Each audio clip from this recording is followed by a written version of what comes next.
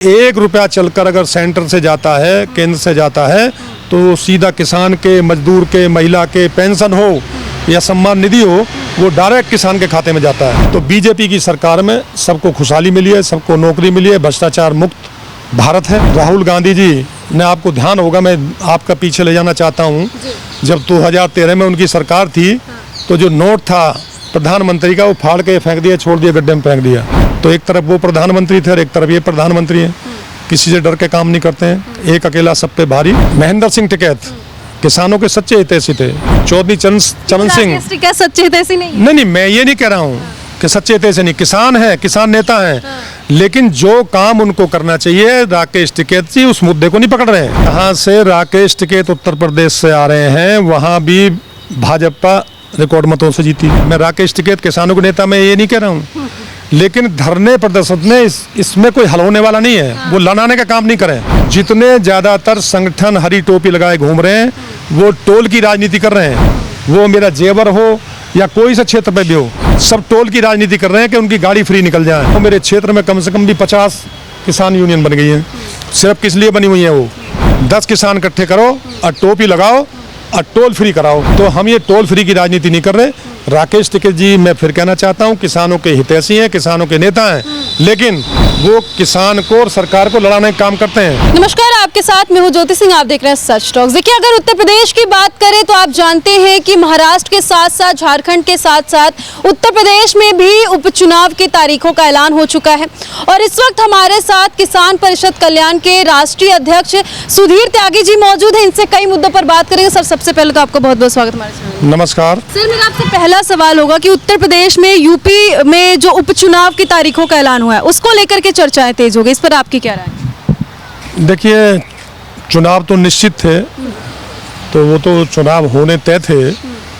बाकी तो खैर भारतीय जनता पार्टी हमेशा ही चुनाव में रहती है, तो चुनाव डिक्लेयर होने से ना होने से कोई बीजेपी फर्क लगता नहीं है। तो चुनाव घोषित हो गए, 9 सीटों पर चुनाव है, तो हम 9 की 9 जीत रहे हैं वहाँ। सर, आपका काफी योगदान रहा है बीजेपी में, चूंकि आप पूर्व कोषाध्यक्ष रहे हैं, तो इस बार क्या रोल रहेगा चुनाव में आपका? मैं राष्ट्रीय कोषाध्यक्ष रहा हूँ भाजपा किसान मोर्चे में लगातार 14 साल। मैं 4 अध्यक्षों के साथ काम करने का अनुभव है मुझे 36 प्रदेशों में घूमने का, जाने का, किसानों की सेवा करने का मौका मिला है। अभी आपने हरियाणा देखा है, तो क्या हवा थी मीडिया के द्वारा कि बीजेपी 15 पार करेगी, 25 कर गई है ज़्यादा से ज़्यादा, लेकिन जो जनता जनार्दन है हरियाणा की, उसने बहुत ही स्पष्ट बहुमत देकर और ये बता दिया है कि एक किसान मजदूर की जो सेवा बीजेपी निस्वार्थ भाव से कर रही है, सबका साथ, सबका विकास, सबका विश्वास और सबके साथ, तो उसको हरियाणा ने दिखाने का काम किया है। सुधीर जी, हरियाणा में जब चुनाव का रिजल्ट आने वाला था, तो किसान के मुद्दों को लेकर के जो विपक्ष, खासकर कांग्रेस पार्टी, वो लगातार कह रही थी कि किसान हमारे साथ है, हम किसानों के साथ है। फिर ऐसा क्या हुआ कि इस बार किसान सारे बीजेपी के साथ चले? देखिए, ये तो कांग्रेस क्या कह रही है, 70 साल कांग्रेस ने राज किया इस देश पर, और जो 10 साल में माननीय प्रधानमंत्री नरेंद्र मोदी जी ने या भाजपा सरकार ने जो भी किसानों के हित में काम किए हैं, वो देखने लायक हैं। जब हम भाजपा में थे किसान मोर्चे में, तो हम ही स्वामीनाथन की रिपोर्ट के लागू करने की मांग करते थे, और सबसे पहले माननीय प्रधानमंत्री नरेंद्र मोदी जी ने स्वामीनाथन की जो रिपोर्ट थी उसी को लागू करने का काम किया, जिसमें किसान के खाते में 6,000 रुपये सम्मान निधि के रूप में जा रहे हैं। और 1 रुपया चलकर अगर सेंटर से जाता है, केंद्र से जाता है, तो सीधा किसान के, मजदूर के, महिला के पेंशन हो या सम्मान निधि हो, वो डायरेक्ट किसान के खाते में जाता है। सुधीर जी, अभी किसान भाइयों को लेकर के आपकी क्या क्या मांगे हैं और क्या क्या मुद्दा भी चल रहा है? देखिए, किसान तो हमारे जेवर एयरपोर्ट एशिया का सबसे बड़े जेवर विधानसभा बनने जा रहा है, और आज मैं लेट हो गया, थोड़ी तबीयत ढिल्ली थी, तो मुझे भी उस मीटिंग में जाना था। आज पूरे अधिकारियों के साथ हमारे जो जेवर क्षेत्र के विधायक हैं ठाकुर धीरेन्द्र सिंह जी, अभी आकलपुर गांव में इंटर कॉलेज है, वहां पर सभी अधिकारी आए हुए हैं और किसानों के बीच में उनमें वार्ता चल रही है। मैं परसों भी प्रेस कॉन्फ्रेंस की और लगातार हम किसानों का मुद्दा उठा रहे हैं। तो हमारा सीधा सा मांग है किसानों की कि हमें सर्किल रेट का चौगुना दिया जाए, जो कि 2010 में हमारा सर्किल रेट बढ़ा ही नहीं है। पहले तो सर्कल रेट बढ़ाया जाए और सर्कल रेट बढ़ाने के बाद हमें चौगुना मुआवजा दिया जाए, और 10% आबादी दी जाए, जो उसके देते हैं प्लाट के रूप में, वो 10% दी जाए और कम से कम 7,000 रुपये मुआवजे के रूप में किसानों को मुआवजा दिया जाए। और लगातार राहुल गांधी कहते हैं कि किसानों के लिए जो है कि बीजेपी पार्टी ने खास तौर पे कुछ भी नहीं किया है, हम लोग उनके बारे में सोच रहे हैं, और खासकर आप इसमें राष्ट्रीय अध्यक्ष हैं, तो क्या लगता है कि किसका कहना सही है? देखिए, किसान कल्याण परिषद पूरे देश में घूमने का काम कर रही है। किसान कल्याण परिषद किसान मजदूर की आवाज़ हमारा संगठन है और हमारा कोई जेवर क्षेत्रीय बंधा हुआ नहीं है, पूरे देश में हम काम करते हैं। तो इसलिए किसान खुशहाल हुआ है, मजदूर खुशहाल हुआ है और महिला, उसमें युवा महिला जो भी वर्ग है, तो बीजेपी की सरकार में सबको खुशहाली मिली है, सबको नौकरी मिली है, भ्रष्टाचार मुक्त भारत है, इसमें कहीं दो राय नहीं है। राहुल गांधी जी ने, आपको ध्यान होगा, मैं आपका पीछे ले जाना चाहता हूँ, जब 2013 में उनकी सरकार थी तो जो नोट था प्रधानमंत्री का, वो फाड़ के फेंक दिया, छोड़ दिया, गड्ढे में फेंक दिया। तो एक तरफ वो प्रधानमंत्री थे और एक तरफ ये प्रधानमंत्री हैं, किसी से डर के काम नहीं करते हैं, एक अकेला सब पे भारी, तो वो 56 इंच का सीना। तो प्रधानमंत्री नरेंद्र मोदी जी, हरियाणा में नायब सैनी ने शपथ भी ले ली दूसरी बार बतौर मुख्यमंत्री। देखिए, नायब सैनिक कार्यकर्ता हैं और मेरे साल किसान मोर्चे में काम किया उन्होंने, तो मुझे बड़े गर्व की बात है कि एक किसान का बेटा और एक कार्यकर्ता, बहुत छोटे कार्यकर्ते से मुख्यमंत्री के पद पे पहुंचा है, तो वो सिर्फ और सिर्फ बीजेपी में ही पहुंच सकता है। और मेरे साथी जो किसान मोर्चे में कई लोगों ने काम किया है, आज वो मंत्रिपरिषद की शपथ ले रहे हैं। कुछ लोग कहें कि जो है कि नायब सैनी उस लायक नहीं थे, मुख्यमंत्री के पद पर बैठने के लायक नहीं थे। देखिए, वो तो उन्होंने 7 महीने में काम करके दिखा दिया जनता को, और हरियाणा की जनता ने उनको पूर्ण बहुमत देके बता दिया कि नायब सैनी काम करने में कितने माहिर हैं और किसान के बेटे हैं, और वो बढ़िया काम करेंगे, सबको साथ लेकर चलेंगे, इसमें कोई दो राय नहीं है। किसान परिषद कल्याण को कितना समर्थन मिलता है लोगों का? देखिए, हम जहाँ भी जाते हैं, हमारा काम है कि जो सरकार और किसान के बीच में हम मध्यस्थता काम करते हैं।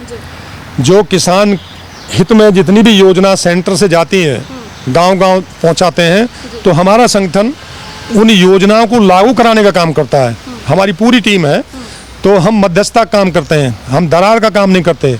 जैसे मैं कह रहा हूँ, मैं किसी की निंदा नहीं करना चाहता, संगठन और भी हैं। आज कोई कहने वाला है कि एमएसपी लागू करो, आज एमएसपी से ज़्यादा पैसे मिल रहे हैं किसान को, लागत जितनी है उससे दुगनी मिल रहे हैं। एक सवाल और करूंगी, ये सवाल मेरा नहीं है और ये सवाल कई साल पहले से है लोगों के मन में, कि जब दिल्ली पे ये लोग बॉर्डर पे किसान जो है धरना दे रहे थे, प्रोटेस्ट कर रहे थे, राकेश टिकैत अपने आप को किसानों का हितैषी बताते, क्या वो सच में उसमें किसान थे या नहीं? नहीं, किसान थे, मैं ये नहीं कह रहा हूँ किसान नहीं थे, किसान थे, लेकिन ज़्यादातर किसान ऐसे थे जो स्वार्थी तत्व थे। मैं कह रहा हूँ राकेश टिकैत किसानों के नेता, मैं मना नहीं कर रहा हूँ। टिकैत, महात्मा टिकैत, महेंद्र सिंह टिकैत किसानों के सच्चे हितैषी थे।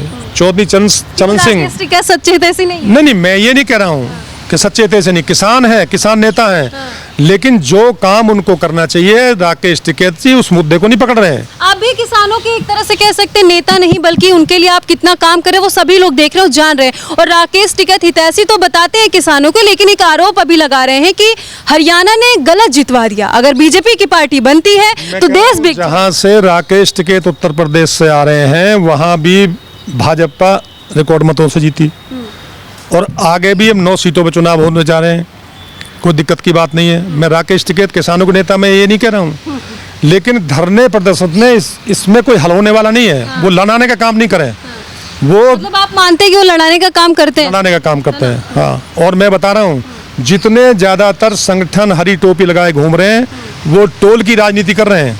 वो मेरा जेवर हो या कोई सा क्षेत्र पे भी हो, सब टोल की राजनीति कर रहे हैं कि उनकी गाड़ी फ्री निकल जाए।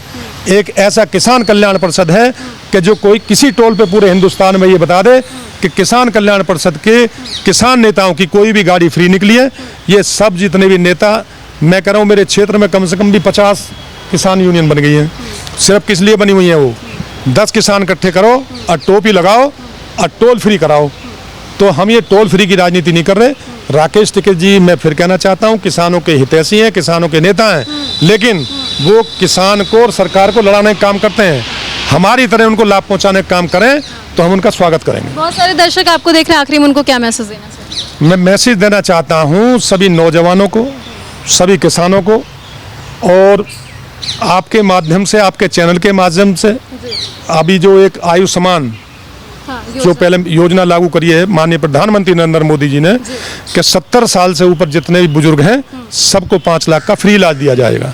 ये पहले से था लेकिन किसी कारणवश सबका नहीं बना हुआ था, इस पे सवाल भी उठ रहे थे तो प्रधानमंत्री जी ने वो भी खत्म कर दिया है। तो हमारी किसान योजना हो, महिलाओं की योजना हो, युवाओं की योजना हो, हम एक एक योजना को गांव तक पहुंचाने का काम करते हैं और हम युवाओं को ये संदेश देते हैं कि किसान कल्याण परिषद किसान मजदूर की आवाज़ से जुड़े और घर घर तक विकास पहुंचाए। तो देखिए, किसान कल्याण परिषद के राष्ट्रीय अध्यक्ष सुधीर त्यागी जी ने साफ तौर पे सभी सवालों के जवाब दे दिए और ये भी बताया कि आखिर सच में किसानों के लिए कौन करता है और क्या कुछ इन लोगों की मांगे, आगे ये लोग क्या कुछ कार्य कर रहे हैं। सर बहुत बहुत धन्यवाद हमसे जुड़े। नमस्कार।